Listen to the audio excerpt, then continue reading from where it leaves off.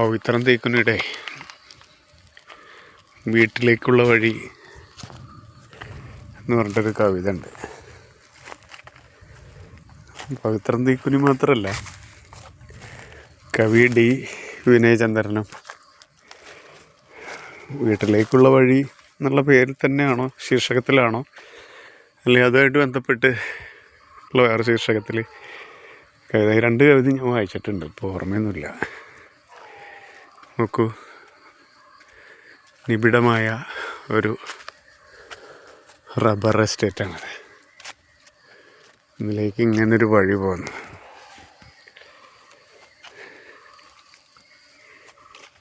rubber എസ്റ്റേറ്റുമായി ബന്ധപ്പെട്ട്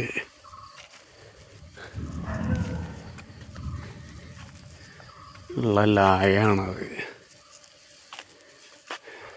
പക്ഷേ